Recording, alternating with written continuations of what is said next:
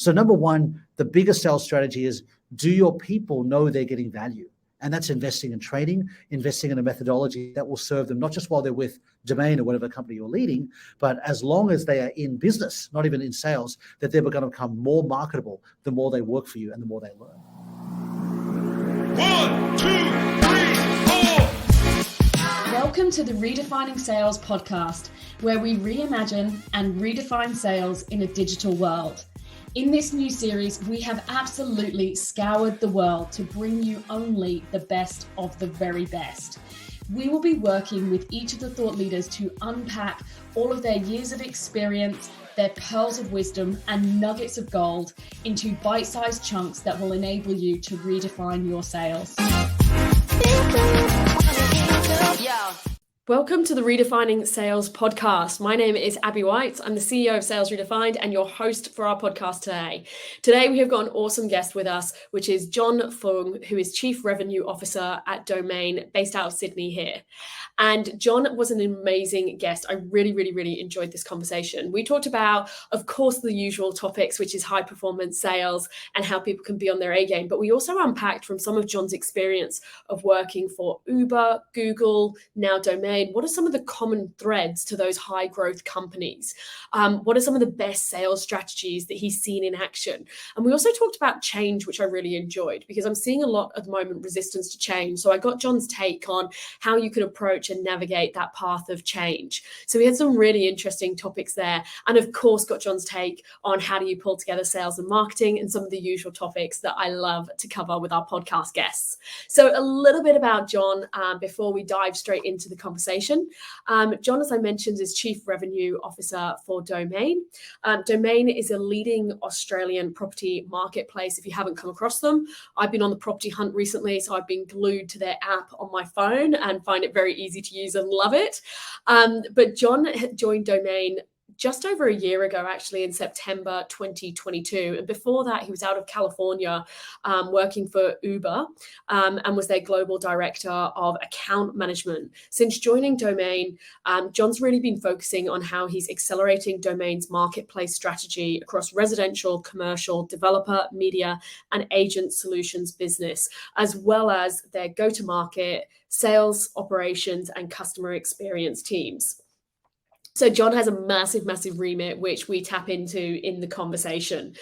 Before that, John has also worked for Google and spent 12 years with Google and held various roles there, looking at their go-to-market leadership roles and also Google's cloud multi-billion-dollar partner sales team. He's also worked before that for McKinsey, and I actually noticed that some of his experience from McKinsey shone through as well. So John has a really vast background and experience, which really comes to bear in this conversation and how he's navigated that high growth journey for a number of different companies across all different countries in the world. So sit back, grab your coffee, grab your pad and pen, and tune in.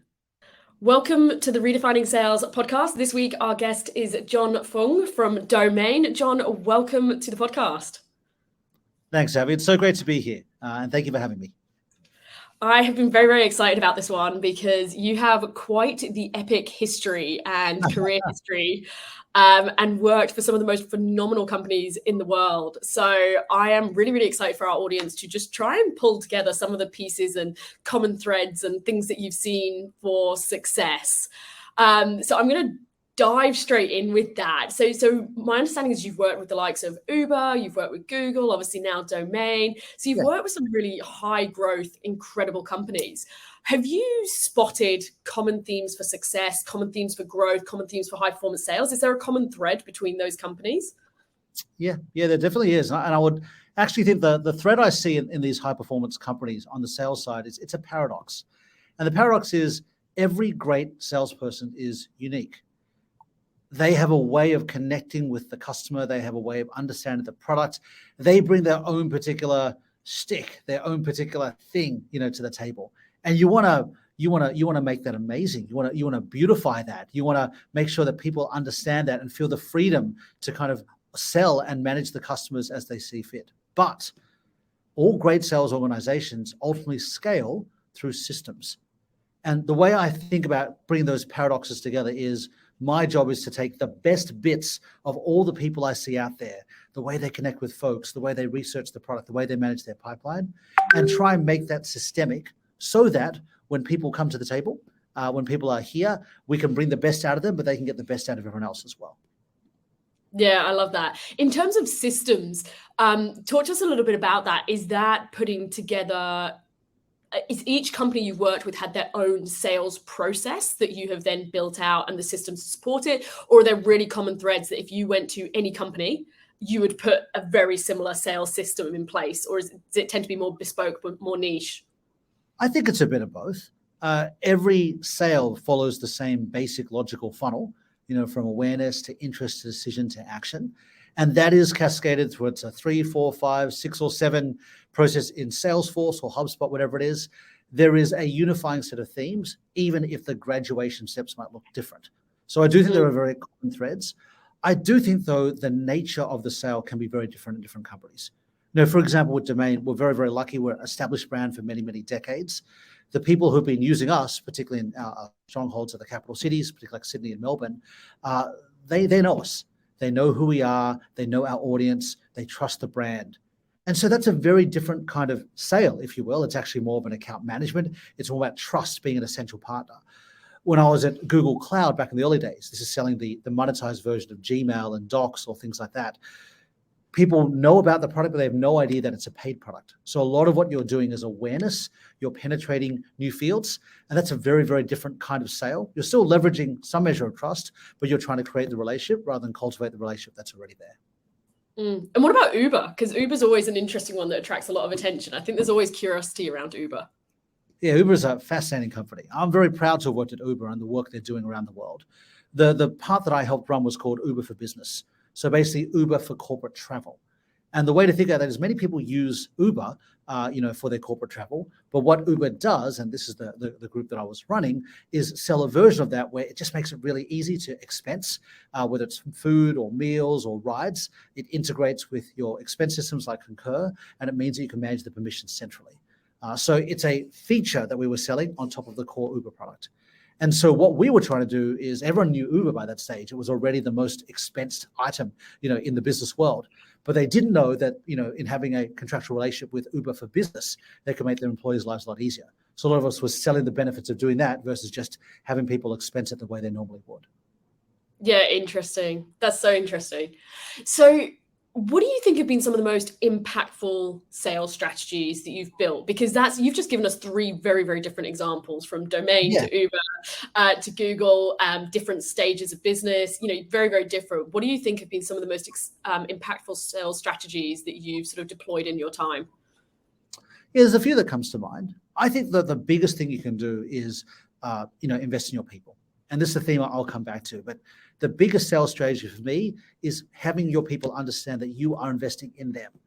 For me, I never dreamed I'd end up in sales. I like selling things, but I kind of fell into it. I was at Google for a while. I was in marketing, then I was in technical operations, and then a sales job came up. I thought, maybe I could be a sales manager, and end up 15 years later. I love it. But for me, the reason I got into sales was not to be a lifelong salesperson, which is a great activity too, but as a stepping stone to senior leadership, to hopefully one day being a CEO. They often say the CEO is the chief sales officer. So for me, that's a big value proposition for myself, as sales is a way of learning. And I want to make sure that whoever works for me is one of the 300 sellers I have on my commercial team today, that they know they're getting an education. They feel like they're getting as much out of their experience with Domain as they are giving back to Domain and our customers. So number one, the biggest sales strategy is, do your people know they're getting value? And that's investing in training, investing in a methodology that will serve them, not just while they're with Domain or whatever company you're leading, but as long as they are in business, not even in sales, that they're going to become more marketable the more they work for you and the more they learn. But the sales strategy I invest the most is really actually influencing product and marketing. As a salesperson, I am nothing without having a great product and having a great audience that's been acquired by marketing. And so my biggest job actually as a chief revenue officer today at Domain is to make sure that our customers are getting what they need from our product and marketing departments. And I'm very much the conduit of that, of representing, of advocating, of trying to figure out how to get product and marketing the funding to create kick-ass products. So those things are getting better and the value proposition is always improving. Those are actually the two primary sales strategies that I would encourage any person in sales to be employing. There are specific ones we can talk to as well, but they're the two big ideas. So you have just hit a big note for me. So we at Sales Redefined are all about bringing sales and marketing together, and we always use the word smarketing and say, there's got to be that seamless between sales and marketing.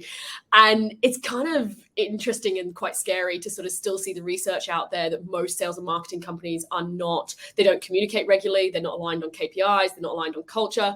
It's fascinating to me because you mentioned, you've done a marketing role in the past, now you're sales, and then your answer to that question around how you're collaborating with marketing. How do you bring together sales and marketing? How do you end the great divide? No, it's true, right? And particularly the product that I sell, which is the power of the domain listing to help people find the next home and to help people selling their house find potential buyers. It's nothing without audience. It's nothing without audience. All we are doing is bringing great buyers to the table to look at people's houses, and so that is the primary thing I'm selling when I meet out there with real estate agents and customers. And so the marketing is so important. So the first part is actually just having that mindset. I think a lot of sales leaders I met feel like they can control their own destiny. They can't. Actually, most of their destiny is laid out for them by the quality of their product and the quality of the audience. So number one, start with the mindset that actually sales is the bottom of the funnel. It's downstream from product and marketing. Therefore, it's going to be garbage in, garbage out. If you don't have confidence in what's coming down to you, then you've really got nothing. Number two, I often ask an interview question, which is the following. How do you perform, or how do you get what you need when you have influence without authority? Right? Because this is what anyone in any matrix company, any large company to do. You don't control the chips unless you're the CEO, right? So you're always influencing someone else who doesn't have to do what you want them to do, right? And for me, the answer that I'm looking for is always the same. I want people to start with understanding what are the goals, what excites that other group. So I'm in sales, right? What do marketing care about? What do they care about professionally, personally? What are their goals? And two things will happen. Number one, when you put yourself in someone else's shoes, after having the mindset that they are important, you cannot help but develop empathy to go, oh, wow, actually, their job is really hard. Their marketing automation system is not quite up to scratch. They don't have anywhere the marketing dollars to do the kind of brand and performance marketing they want to do. It naturally develops empathy and you step into their world. But secondly, by actually saying, wow, what do I need to do to fulfill their goals? It will actually force the company to figure out, are sales and marketing goals actually aligned? Because to me, this is actually the biggest issue. What we need in a company is a single set of goals of which different functions take different parts of the funnel. But what you discover if you actually enter in, what are marketing's goals? What are my goals? Where do they overlap? And where do they actually contradict each other? You will then potentially come to the conclusion that actually we're not set up for success here. That actually there needs to be a CMO, a CRO, and a CEO conversation of can we get those goals aligned? Those two things, taking on that mindset of empathy and then actually trying to align those goals because you realize you have influence but not authority, that takes care of 80% of the work. Once you start there, it's very hard to not work together because our destinies are intertwined. I love that. You are very much speaking my language. At a practical sort of day-to-day level, how do you keep alignment ongoing? Is it regular meetings? Is it shared KPIs? What is it at a practical day-to-day level to keep that going? Sure. So I'm a big believer in two things that start here. One is that role modeling, that what you do at the top ultimately cascades at the bottom. And if you're not doing it at the top, then the rest of the company isn't going to do it too. And number two, it's hard to fake authentic relationships. And so for me, just putting that to practice, I'm a really big fan of both our CMO and our Chief Product Officer. Our CMO, she's been here about 6 months. She was the CMO at ComSec before, Beck Darley. She's amazing. She's brilliant. She's got such ideas at the table. She's great with the carrot and she's great with the stick. And she really wants to take us to a new level at Domain. And so for me, what I'm doing when she came on board 6 months ago is I'm investing a lot in that relationship. I'm investing a lot in understanding her world, her background, what makes her tick, what she wants to do, what she is like personally, what's her family, what are her interests. Because so much of a great relationship is that. It's the professional and the personal. And obviously, reciprocating the same. And very similar with my relationship with our Chief Product Officer, Nathan Brumby. And so number one, I want to have an authentic relationship with them. Not that it means that we're going to agree on everything or we get on fine and dandy, but it means that we at least trust each other's intentions so that when the proverbial hits the fan and when we have clashes, we know we're coming with good intentions. We naturally step into each other's worlds. So that's kind of the first thing. It starts with a relationship and it starts at the top. But the second thing, as you say, we need to have good systems that encourage alignment and that flag where there is a lack of alignment. So that goal setting piece of, okay, here are my goals. Let me go up the funnel. I need to generate this much revenue. Therefore, how much pipeline, how many leads, how many web visitors, how much advertising do we need to spend based on historical assumptions? You're basically comparing goals to just check that it all lines up, right? So that's the second you go through, right? Great, we're aligned as people, are we aligned as goals? And then if we are, or when we are aligned on goals, then it's about having that system, that kind of red, yellow, green traffic light system of, okay, great, if you hit these goals, it probably means that I'm going to hit these goals. So how often are we looking to see if we hit those goals? Again, nothing fancy. You can do it out of a Google spreadsheet, right? Or you can do it out of something fancy. Either way, you're just trying to create a rhythm, not necessarily to solve the problem, but flag where something's not quite going right to have that discussion. And hopefully by the time you have those discussions, you build up the trust. Those discussions are happening not in an adversarial way, but out of friendship, out of mutual respect, out of joint problem solving. And you find the team then jump on board? I've had 3 conversations this week. I don't know what is going on this week about people who have been at expos, and they've then got all these leads from these expos, as an example, Right. and the sales team then haven't followed up on the leads that the marketing team got from the expos, and then you're not going to get an ROI, and you know the rest of the story. So it's then sort of, you've got the role modeling and the alignment at the top and the mutual respect at the top, and you're driving the bus in the same direction. And then at that practical day-to-day level of follow up on the leads from marketing, or the very, very basic level, do you find that then naturally falls into place because you put the groundwork in and you've role modeled first? So I would say at Domain, this is a work in progress, right? It's a work in progress. We're working on this very problem right now. We haven't solved it. We're getting there. I think what I think we have done well, and this is what I've managed to do in the past lives I've had at Uber, at Google, is when you have a funnel where no one controls the whole funnel, right? But the whole funnel matters because any leak is going to leak the whole thing. You need to have people care about the whole funnel. So I need marketing to care about not just generating leads, but ultimately are they getting processed towards the end? And for my team, I need to make sure they care not just at the sale, but all the leads and every step of the process, the customer is getting a good experience. That's the first thing. You're going to get people to care about the whole thing. When you do that, you'll quickly discover the same issue that you've just described, that generally salespeople don't get back to leads in a timely manner. But of course, once you scratch that itch, right, there's a few reasons behind it. Generally because it's quality, their quality is unpredictable. Generally because the way the salespeople organize their time doesn't make it conducive to an SLA environment where they can respond quickly, right? Yeah. But again, the whole idea that you're winning once you start having those discussions. You're losing if marketing's going, well, I threw it over the fence, why don't you do it? And sales go, I don't have time for this. These suck anyway, right? So what you want to do is create that joint measure of collaboration, because once you do that, you'll come to some very predictable outcomes. One is you'll create a team called demand management, which is there and it's more call center like. It's there to respond very quickly because they know a response between 5 minutes and 30 minutes is a 50% better conversion rate. Or you'll change the way that salespeople are doing leads, right, in order that they are structuring their day so that they have got this window where they're going to rapidly respond to leads, and you're going to SLA of an hour or 24 hours or whatever it is. Or marketing will change the way they qualify, potentially outsource the qualification, so they're only throwing over things that have a 30% or more chance of conversion. All these are valid responses. I've implemented all of these things. The important thing is the trust, the collaboration that leads that joint problem solving. Yeah, and I agree. There's, I've sat the sales side of the fence most of my career, and then more recently sort of also seen the marketing side of the fence. And there are valid reasons for it and why it happens, but it's the age-old problem that pretty much every company is trying to fix. And I'm finding it fascinating how, Unilever recently announced they weren't going to have the CMO role anymore. They were going to actually bring the marketing and the e-commerce function under one roof. So like you're talking about, there's actually that alignment and responsibility there. So it wasn't sort of divided in multiple directions. So I'm finding it fascinating to see how people are tackling this problem. Yeah, we had actually a similar model at Google, the CMO reporting to the chief business officer.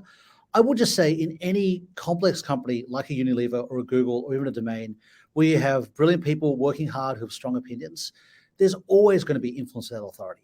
And if it doesn't happen at that top level, it's going to happen at the level below, right? The salesperson, the chief sales officer isn't going to be the same report to the chief e-commerce or marketing officer or whatever it is, even if they have the same C-level executive.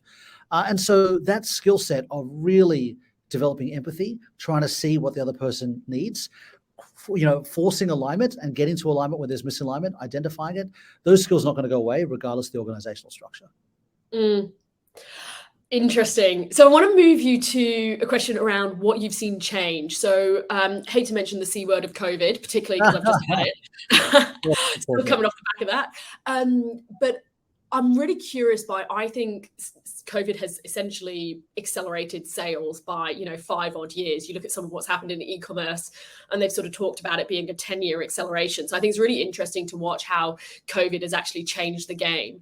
I'm interested to see from your lens, what have you seen that is now working today, or some changes today, or maybe what's coming up in the future because of the sort of digital disruption that we've had? I think I'll have two answers to that. One is actually a bit with the premise of the question, and the other one is what I have seen change.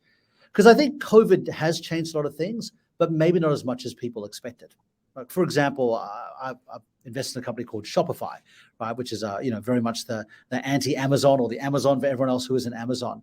And recently, they've had a lot of problems in their company, precisely because they overestimated the impact on COVID. Or to phrase what the CEO reported in the most recent earnings report, they thought that COVID had accelerated the adoption to e-commerce, which in the US was like around 15% of all transactions, accelerated 20%, en route to kind of 30% longer term. But what happened was it temporarily accelerated and then kind of went back to the same trajectory it was already on, right? So there is some debate as to how much COVID has permanently changed things versus just temporarily changed things. And some companies, including Shopify, which I invest in at a much higher price as today, definitely wore some of the brunt of people overestimating how much that would be. I would say in our world, we have primarily been selling digital listings. So we've always been a digital product. We sell that a lot through face-to-face. We go up to real estate agents who recommend to their people selling houses that they should use domain. That has very much been a face-to-face relational journey. I would say COVID has not changed that much. People still want to see you. I travel almost every week for work. A lot of it's staring people in the face and saying, hey, look, what if you got products? What can we change? What can we do better? How can we serve your customers, even better? Now, I think what it has made is it's more acceptable to do more things by video. And it certainly has raised the expectations of hybrid work. So our office is typically less than half full each day because we want to encourage people to balance that with their lives. So I would say it's definitely changed from a corporate perspective in terms of flexibility that people have with their lives. And that's been a wonderful thing. I think from a selling point of view, I've seen a lot less change, permanent change, than I thought I would. In the sense that we've gone to a world where video is more acceptable, but certainly people still prefer face-to-face. That's interesting, because you're probably more that side of the fence than what I've heard from a lot of people. A lot of people we're speaking to, there's still some face-to-face, but it's probably still a minority. If you were to carve up your diary, the majority would still be sitting in virtual. Do you think part of that's because you're working with a lot of real estate agents where they do need to be in the office? They physically need to be there to go and show someone the house and so on. I mean, there's ways you can do it obviously digitally now as well, but it's kind of got more of a traditional office-based model. I think there's two things about real estate that probably make it more the face-to-face side of the spectrum versus many of the guests that you might have. I mean, two things. Real estate is a very, very local business. What happens in these postcodes be entirely different in terms of the market dynamics, who's successful, the brands. It can differ from one block, to another. And so that means that the buyers, the sellers, and the agents, and suppliers like us are very, very concentrated. And that probably is a much higher face-to-face likelihood than, great, you're selling to Australia and you're buying on behalf of Australia. And the second thing is, given the very large size of the transactions, I mean, a typical house in Australia is $1 million. Some of these transactions are millions, tens of millions of dollars. There is a high propensity, a high need for trust in these transactions because people are spending a lot of money, and therefore probably a high desire for face-to-face relative to something like maybe a SaaS subscription where you're not outlaying that much per transaction, and therefore your perceived need for interpersonal trust is less. Yeah, interesting. So you haven't had to make any real changes to your sales team now, sort of out the other side of COVID. For you guys, it's all back to normal. Hate to say normal, but you know what I mean. You haven't had to make any dramatic changes to the team. Yeah, I mean, certainly during COVID, navigating the world of vaccine mandates, and that was complicated. Now that's mostly dissipated. Typically, it's the same. We expect our account managers to visit and service the customers in the way that they would like to. Now, that is much more of a combination of face-to-face and video than it was before, but still, most of them are seeing their customers face-to-face most of the time, I'd say. Yeah. So you mentioned that obviously Domain is a digital platform. Yeah. And you guys are obviously well and truly on that path. The one thing we're finding interesting right now is companies actually looking at, okay, how do they take their first steps towards digital, and perhaps Yeah. traditional companies that haven't had to go down that path. What's been some of your learnings there of, working with a digital platform, digital product, and sort of going on that digital journey? Well, I would say, so just to qualify, I've been with Domain for about a year now. We have not changed that much in that year. So I've inherited what has been happening over the previous few decades. And Domain's digitization probably happened 15 years ago. Primarily, for those who grew up in Sydney and Melbourne, these were lift outs in the Sydney Morning Herald, The Age, the Australian Financial Review. Primarily, we grew up with those things. They were the classifieds, they were the editorial articles, and we still have those. Those are fantastic products. But now the most of the business is digital, is selling the digital listing, which people look at through the app or through the website.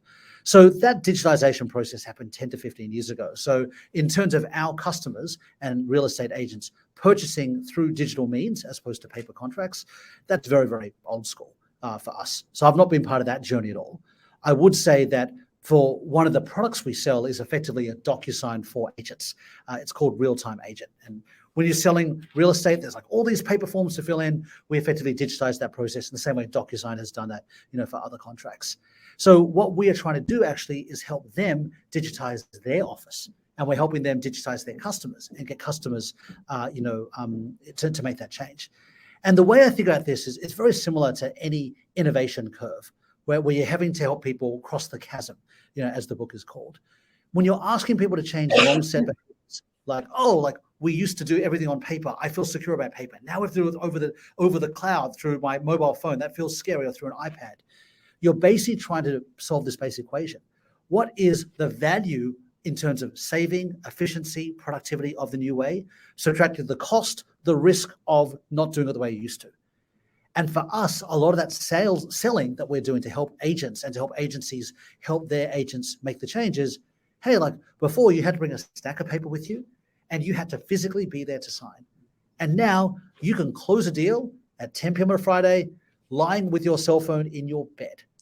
You can help someone in Europe close one in Australia, and you can do it, with a minimum fuss. And what you're trying to do is sell them on the benefits of the digital platform and really speak against some of the risks and how other people have done it, including people like yourself, to help people cross that chasm. And that's very much what we have a whole team dedicated to helping agencies come to our platform, help their agents make that journey. So we do a lot of that.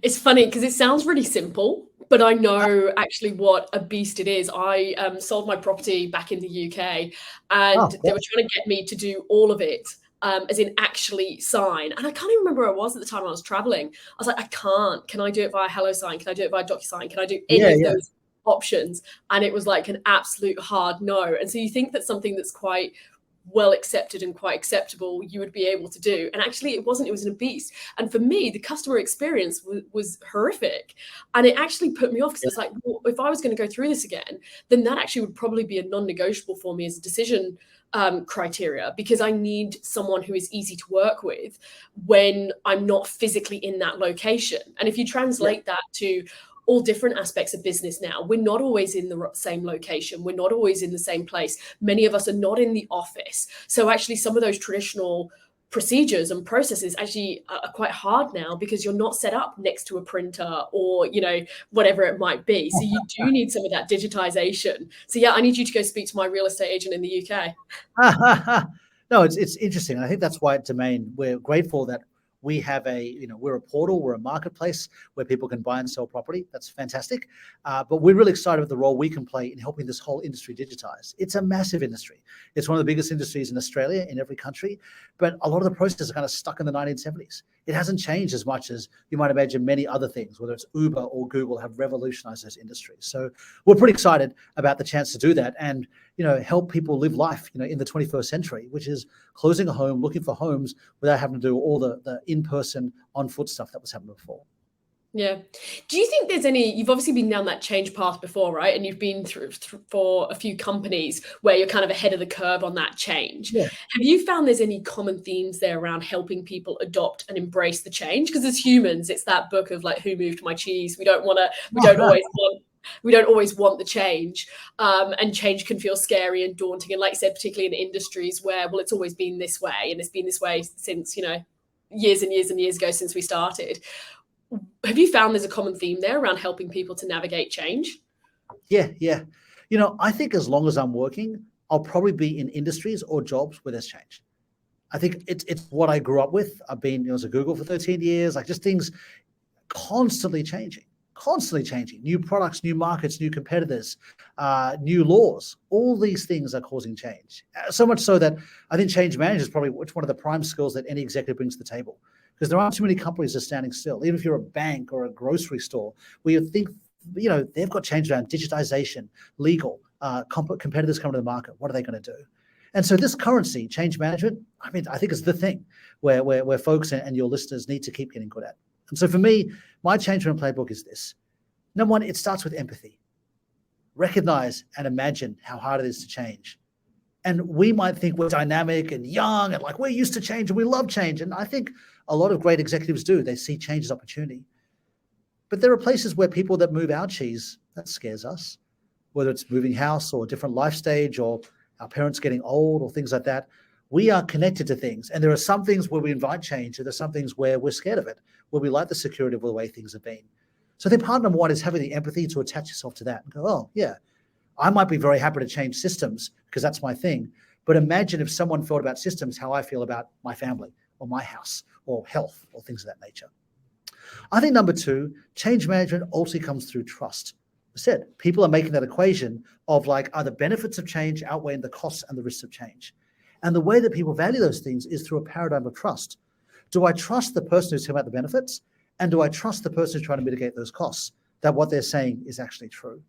And so that's why I think relationship management, whether you are someone in sales trying to help a customer make a change, or whether you're someone in management trying to help someone who's been in your company make a change to a different methodology, a different way of selling, it starts with that currency of trust. Do they buy into you first, and then they'll buy into change? The last part is, of course, having a real framework for like how to de-risk it for people, laying out the steps, showing all the things that need to happen and how you're going to hold their hand that journey. I think a lot of what I learned as a consultant early in my career is to take a large problem and break into component parts. That's how things become solvable, and that's ultimately how you generate trust. Because even if this whole change is scary, the 50 steps that's underneath it, we can de-risk all of those, and it's still a risk, but it feels like less of a risk because we're doing 50 things we've done before rather than one big thing we've never done before. And so that's the journey, I think, of a leader, whether you're a leader as a salesperson leading a customer or whether you're a manager, leading your sales direct reports. Yeah, I think it's so important right now because, we can't really sit here and go, well, this is the way it's always been done about anything. I had a conversation with someone the other day and they said, I just don't want to use LinkedIn and this is the way I've always done it. And so whether it's about something small or something big, I do think change is the only constant, and it's therefore how do you navigate and how do you go through some of that path. And I think that's interesting that you just talked about and unpacked a little bit around building trust, because you've mentioned trust several times throughout this conversation as sort of being one of the keys. And it's interesting in the latest research that trust has always been one of the top things as sellers that we have to build, but even now it's showing it's even increased in importance, if it was even possible that it could increase in importance. So I think that's interesting that for you, that seems to be a common thread to most of your answers, is around actually starting with building trust. Yeah, totally. And by the way, trust is not always interpersonal, right? So yes, typically you buy into the person before you buy into the product. But if I take Google, most interactions people with Google are not with a person, but there's a high degree of trust. There's a degree of trust that when you type a search query into the search box, that it's going to come back with high speed, high fidelity, and high authenticity. And a lot of the job of sales is to figure out when to generate trust through in-person interactions, when to generate trust through really quick phone or virtual interactions, and when to generate trust through self-serve or automated interactions as well. So I'm gonna go with that around high performance sales, because I ask everyone this question of what do you think it takes to play a high performance game? And obviously we just talked about trust potentially being one component around high performance sales. You talked at the start around investing in people and so on. But what do you think it is for you, having seen all different types of sales teams? What do you think it is for you to help someone play a high performance sales game? Yeah. I remember when I was a consultant back at McKinsey many years ago, we had this framework for high performance, and it's stuck with me ever since. And there's basically 4 components, to how do you create a high performance team. And number one is role modeling. Basically, can people see other high performers around them, and are the high performers getting celebrated? And this is stuff like having a culture of having a leaderboard where you elevate people at the top, even simple things like newsletters or people sharing in all hands is what they've done. I think it's really important that people see role models, that people see that people progress. Like we talk about career development as a salesperson, but if people actually made the loop from sales assistant to account manager, to sales manager, director, to national director, when people see those role models around them, it really breeds a high performance culture. In the same way, like if you're in a tennis academy or Olympics academy and you see people who are in your shoes go to the Olympics or the Grand Slams, that gives you hope, oh, well, I could do that no matter where I am today. I can perform my best and I can make that jump. Number 2 is actually around training. And it's something we heavily invest in here. We're working with a consulting company to generate a new methodology. We'll put everyone through, a multi-day training program customized just, for domain here. A lot of it is the signal of the investment that you are spending time and money investing in people. But a lot of it is just capability. Ultimately, wherever people are at, they can get better. They can get better through osmosis or through making errors. But a big part of getting better is just sharing best practice in a way that's engaging, repeated and tested. And that's how people get better. The third thing is systems. We talked about measurement before, and it's really, really important that people get that feedback of, oh, wow, I did this thing that was good. This has resulted in a better outcome for the business, and they can see themselves in real time. And that's why things such as whether it's Salesforce dashboards or Tableau dashboards or whatever you might use, and is not just having a proliferation of the right kind of metrics, but also different metrics at different stages. Obviously, we measure things such as dollars, but dollars are a very lag indicator. How do you measure pipeline, visits, calls? These are all things that provide that virtuous cycle of action, measurement, gratification. You're trying to build those habits, those psychological nudges, so that people are doing things that are in line with high performance, and you're just helping them, get into that virtuous cycle. And the last part is incentives, right? Ultimately, you need to understand where you're at the market. Are you like Google, which we aim to pay at the top 5%? Are you trying to pay in the top quartile, the top third of the market? Are you actually just trying to pay towards the bottom of the market, but really high rewards, you do really well? Each of them have a different strategy. They're all legitimate. It depends on your corporate culture. But you have to make sure that the incentives test is this. Is there enough incentive for a high performer to stay with you? That's the question we're asking. Because if there isn't, they probably won't. That doesn't mean it all has to be financial. Some of it could be developmental, educational grants, just really great management. But you have to make sure that it's in someone's actual vested interests, to stay with you. And what I find is creating a high-performance culture in a sales organization is the mastery of all those 4 things simultaneously. Role modeling, enablement, systems and processes, and incentives. If you miss one, it's not going to work. If you get all of them, you create a virtuous cycle. That is really interesting. And I think that the last one's also really interesting right now where, there's so much talk and hype about the Great Resignation, right? Whatever you want to call it, there's a lot of movement in the market right now. And you only have to look at LinkedIn for 30 seconds to see a lot of people moving and changing and so on. And so, making sure that you can retain your top talent right now is so critical. Yeah. And I turn that challenge on its head. And sometimes people misunderstand where I say this. So if anyone from Domain is listening, I'm not asking you to leave the company. I'm talking about how I'm going to stay, right? I encourage the people who work for me to look for other jobs. I encourage them to see themselves as a free agent, as someone who has a set of skills and abilities, and it's their responsibility, not just their obligation, but their responsibility to themselves and their family to be in the very best place that rewards them for that, whether that's at Domain, whether it's at Google, whether it's doing their own thing, whether it's otherwise. And the reason is this: I want picky people. I want picky people because it keeps me sharp. It means that I can't be complacent and go, well, they probably couldn't get a job anywhere else, so we've got them. I want the very best people. And that's the kind of person I want to be. I want to be a free agent, so Domain has to work hard to keep me. And so to me, that's the culture I want to create. So the Great Resignation has obviously accelerated that. It's put a lot more pressure on companies to look at their REM, to look at their training programs, to look at the quality of their management. But to me, that's the world that I want to live in, and that's the bar that I want to be held accountable to. Yeah, I love that. That's a really good turnaround. We'll make sure we sort of amplify the bit of no one from Domain is to resign. Please stay. Or if you're gonna leave, tell me what I need to do better to keep you. because I think I've been lucky to inherit an amazing sales team here. Customers rave about the customer service and how much they care. And what I've tried to do in the methodology is take all the best bits and create that into something where everyone's exposed to the very best bits of people domain. But what that means is people lots of options. And so I need to fight harder for it. So please let me know if you're ever thinking what I need to do better. I like that. I like that. So we've just talked about, for high performance salespeople, what is it that makes them play on their A game? What about for you personally? You've had a phenomenal career.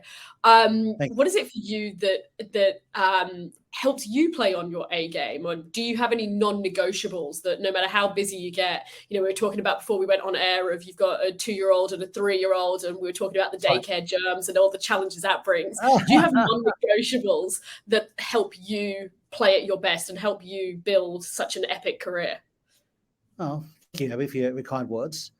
I would say a lot of my epic career was actually built at a stage of life where I probably didn't have that many non-negotiables. I'm not recommending that as a strategy because I think there's a real cost to that.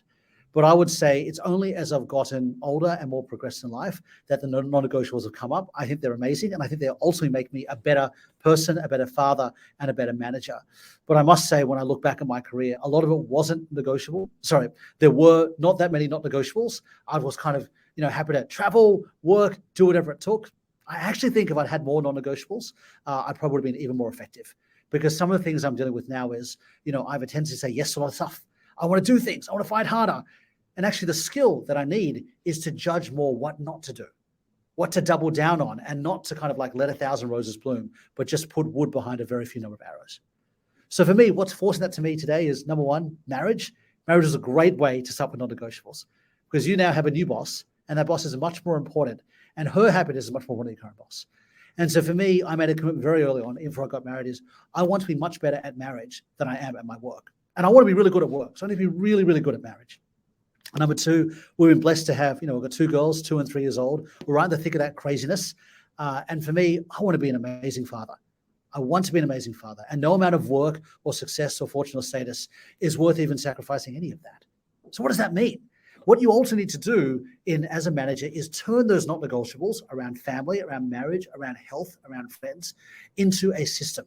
I like to basically, I don't want to call them rules, maybe principles. For me, right now, I don't want to work more than 45 hours a week. And in the 45 hours, 123 hours where I'm not working a week, I don't want to be thinking about work.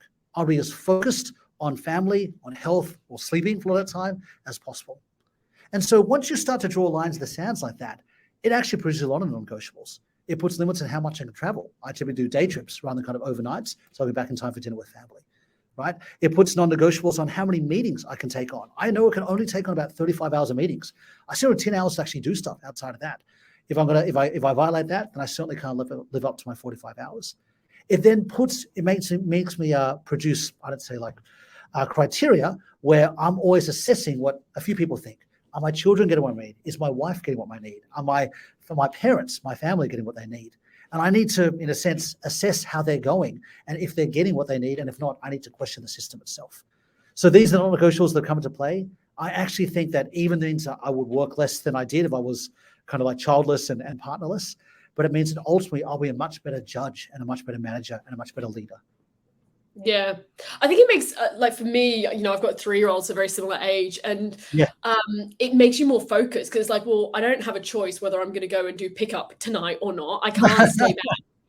Unfortunately, I can't stay back in the office. So therefore I have to be brutally focused with my time because you've got a hard stop there. So you can't have that, extra long coffee break or chat or, do all the things that you want to, like I'm the same. I want to say yes to everything. You just have to become unbelievably focused because you've got a hard stop there and you've got to be focused of what are the highest value tasks. My team probably go crazy because I'm always saying, what is your superpower? What's the highest value task that you can do that only you can do and in that time available?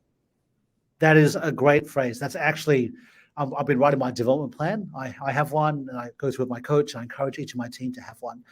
What you said is actually just writing my list. The principle is I should do what only I can do.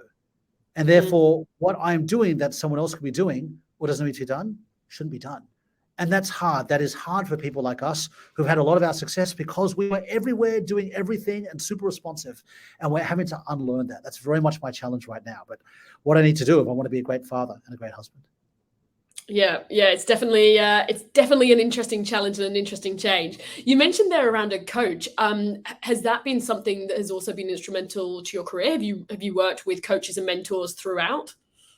Yeah, I've been very lucky, I guess, for a few reasons in my career. I think number one, I've always had mentors who I look up to. I had the privilege of going to business school in the States at Stanford. There's a group of 10 men, actually, and we were pretty close there. A lot of us lived together. We mentor a lot each other. We still have a weekly call where we chat about work and family and how things are going. And we reach out to each other, particularly if we're looking for jobs or looking for promotion. We'll typically bounce things off each other. So I believe a lot in peer mentorship, and that's a group that we've had for 15 years now.